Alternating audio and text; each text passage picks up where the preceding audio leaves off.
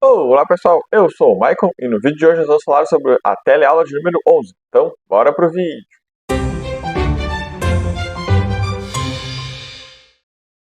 Bom pessoal, antes de iniciar então aquele recadinho bastante possível, se inscrever no canal e deixar o like, isso ajuda bastante a seguir crescendo aqui dentro do YouTube. Então, hoje nós vamos fazer o resumão tradicional aqui do canal sobre a teleaula de número 11. Então a gente vai perceber que ela vai falar sobre a questão de raça, etnia e cor, né, e a equidade no SUS.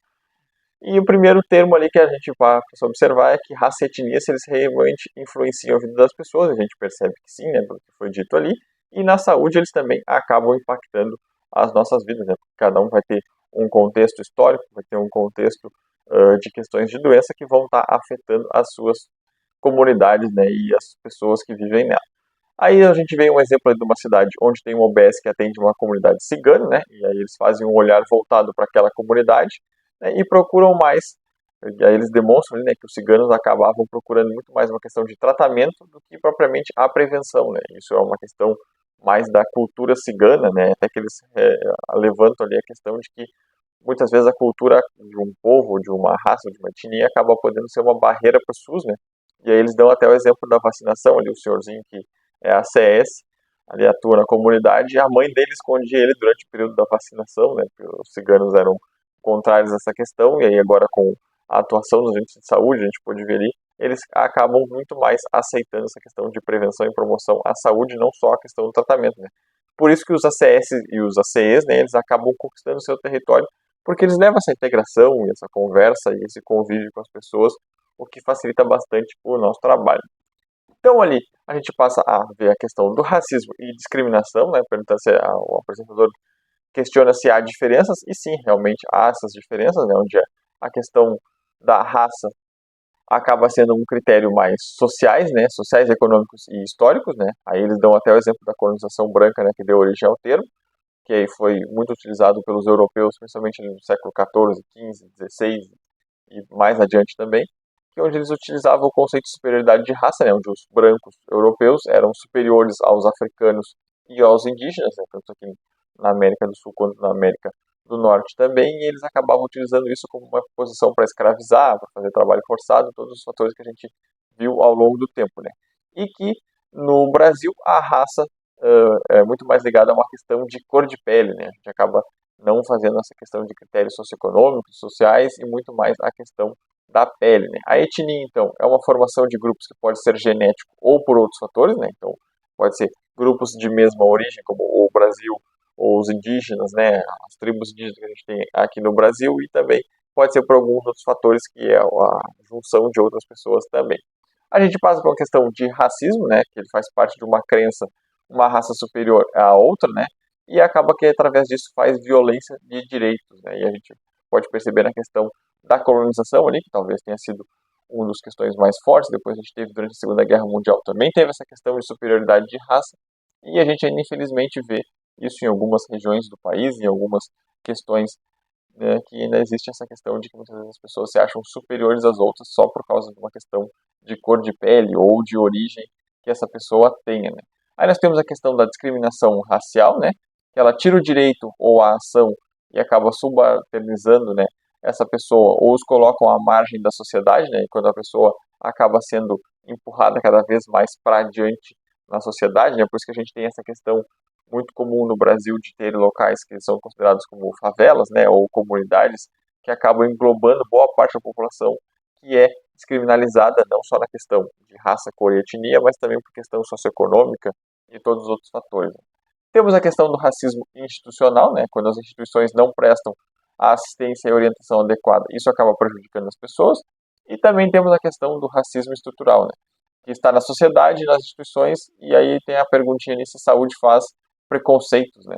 E aí a gente pode acabar observando que por alguns períodos, ou alguns momentos, ou em alguns lugares, isso ainda pode estar ocorrendo, mas a gente acaba percebendo que na questão da saúde tem um fator muito mais ligado a essa equidade que a gente tanto vem observando aqui na disciplina, né? Preconceito e racismo afetam as pessoas? Sim, né, pessoal? Acaba que, infelizmente, afeta muitas pessoas, né, e isso causa grande impacto, né, por causa que, apesar de às vezes as pessoas não conseguirem entender que uma simples fala, uma palavra, né, uma piada ou uma expressão, acaba impactando essa vida psicológica da pessoa, acaba impactando a sua questão de saúde, né, que essa pessoa pode passar a ter alguns agravos, né, e aí também levanta ali que saúde não é uma ausência de doenças, né, existem muitos fatores que afetam as pessoas e a raça e a etnia são umas delas, né, a gente sabe que algumas questões, como algumas doenças são mais características para determinadas raças ou determinadas etnias podem estar se expondo a mais riscos por causa de uma questão cultural, então todos esses fatores acabam impactando na saúde, né. Aí a gente passa para uma questão dos imigrantes venezuelanos, né, e a saúde, né. A gente sabe que o Brasil ele recebe bastante imigrantes venezuelanos, haitianos e alguns até africanos também, né. Então, na minha cidade aqui a gente tem alguns angolanos e ganeses. Eu já vi, eles vendem alguns itens no centro da cidade. Então, a gente sabe que o Brasil recebe bastante imigrantes de fora, né. E aí o exemplo ali fala sobre a questão da vacinação, né, que eles avaliam as carteirinhas dos venezuelanos para verificar quais vacinas fizeram, quais não, né?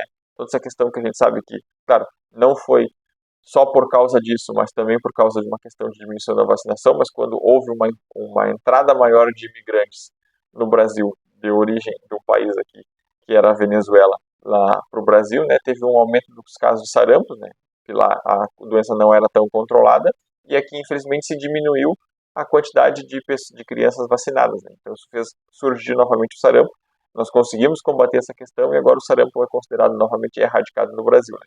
Então a gente tem que ter esses cuidados. Eles têm até um app ali na cidade de Curitiba, no Paraná, que é Saúde Já, que é extremamente importante para estar tendo esses cuidados, né. E essas comunidades integrantes predominantes no Brasil, então, são de venezuelanos e haitianos, né, como a moça acabou explicando ali.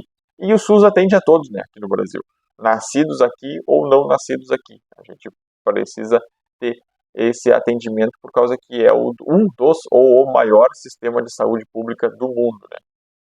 E por isso os cadastros são fundamentais, né, porque eles vão dizer a origem desses imigrantes, o que eles passaram, quais as doenças que eles têm, quais os agravos que eles podem estar enfrentando, né, e aí por isso, através das visitas dos agentes de saúde e dos agentes de combate à anemia, é extremamente importante esse acompanhamento, né.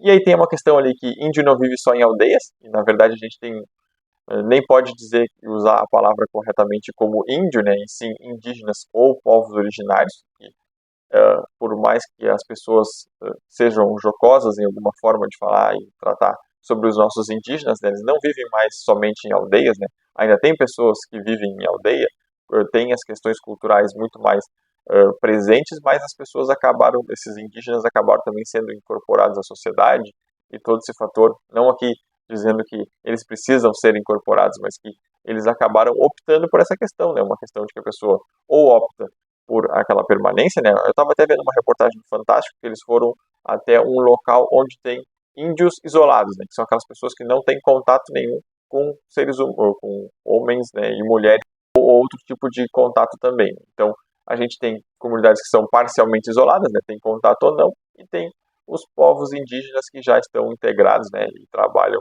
junto nas cidades, estão nas comunidades e por isso também precisa estar tendo cuidado com eles, né? A CS e a CE fazem a comunicação das comunidades com a OBS, né? E eu preciso ver as demandas da população, conhecer o território, é fundamental, né? Um trabalho que a gente está acostumado a sempre observar, né? E aí eles passam a falar sobre os profissionais especializados para os indígenas, né? Que é o AIS e o AISAN, né? A gente já viu na aula interativa ali, que são as siglas dos agentes lá que atuam com eles, né? Eles fazem parte da equipe, são indígenas, né? Que vivem na comunidade, atendem a comunidade, né, fazendo essa questão de prevenção e promoção, eles atuam como intérprete na questão da saúde, eles também atuam nessa questão de interligação entre fatores culturais e fatores de saúde, então são importantes para essa declaração. A gente pode observar também a questão da autodeclaração, né, que ela é importante para estudar e criar políticas públicas, né, e a questão de raça, etnia e cor ainda são muito deixadas de lado, né, seja por questão de desconhecimento, vergonha ou medo de se perguntar. Aí ela até traz o exemplo, né, que se pergunta muitas outras coisas e por que isso não, né, se pergunta sobre questão de idade. Outro tabu é a questão de sexologia, né, principalmente a questão de identidade de gênero ou de gênero da pessoa, a questão de peso, pergunta-se questão de problemas de saúde, toda uma série de fatores, então a gente também pode perguntar sobre esse fator, né? E perguntar não é uma questão de racismo, pelo contrário, perguntar é para ajudar no estudo e práticas de políticas públicas, bem como análise de condições de saúde, para melhorar nessa questão do atendimento da equidade.